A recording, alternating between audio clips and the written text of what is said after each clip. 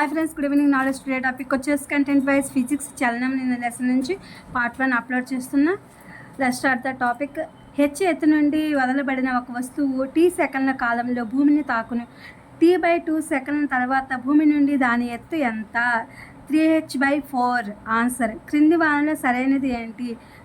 దూరము మైనస్ స్థానభ్రంశము, దూరము బై స్థానభ్రంశము. ఇందులో కరెక్ట్ ఏదంటే ఏ మరియు బి అనే రెండు కూడా కరెక్టే. 1వ, 2వ, 3వ సెకండ్లో వస్తువు ప్రయాణించిన దూరాల మధ్య సంబంధం ఏంటంటే 1/2 2/2 3/2 అనేది ఆన్సరు. క్రింది వాటిలో సరైనది ఏదంటే శూన్యంలో గురుత్వాకర్షణ వస్తువు పరిమాణం ద్రవ్యరాశిపై ఆధారపడదు. ఒక స్తంభంపై నుండి క్షితిజ సమాంతరంగా ఒక బంతిని విసిరినప్పుడు అది భూమిని చేరడానికి పట్టే సమయము డాష్పై ఆధారపడను, స్తంభం యొక్క ఎత్తుపై ఆధారపడను.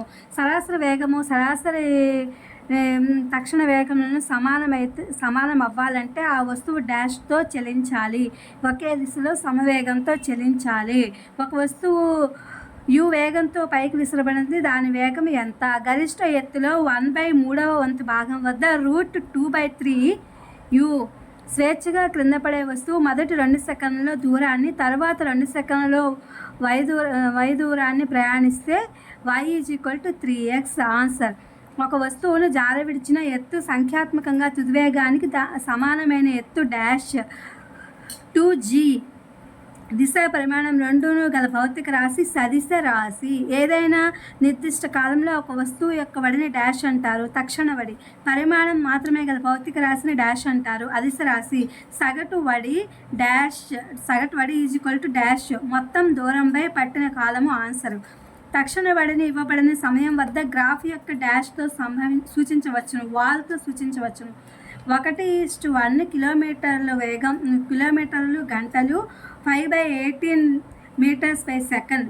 రెండవది వచ్చేసి ఇది ఫస్ట్ స్టేట్మెంట్. రెండో స్టేట్మెంట్ వచ్చేసి 2:1 మీటర్స్/సెకండ్ = 18/5 కిలోమీటర్స్/గంటలు. అంటే దీని యొక్క ఆన్సర్ 1, 2 కూడా సరైన స్టేట్మెంట్లే, సత్యంలే అని చెప్తున్నారు.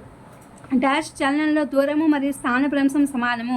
రేఖీయ చలనంలో దూరము స్థానభ్రంశం సమానంగా ఉంటాయి. వేగంలో మార్పు రేటును తెలుపునది ఏది? త్వరణము. రుణాత్మక త్వరణమును డాష్ అంటారు, రుణత్వరణము రిటార్డేషన్, ఈ రెండు అంటారనమాట. ఒక వస్తువు వడి తగ్గుతున్నప్పటికీ వేగం మరియు త్వరణముల దిశలో మారవు, వాటి యొక్క దిశలో అవి మార్పు చెందవు.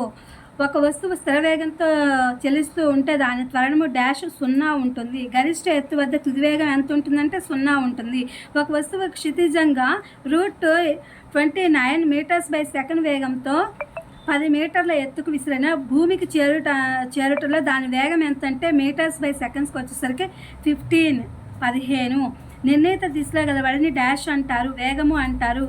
ఒక చీమ వృత్తాకార మార్గంలో ఒక భ్రమణాన్ని పూర్తి చేస్తే దాని స్థానభ్రంశం ఎంత అంటే 0 వస్తుంది, అంటే అది వృత్తాకారంలో తిరుగుతుంది కాబట్టి.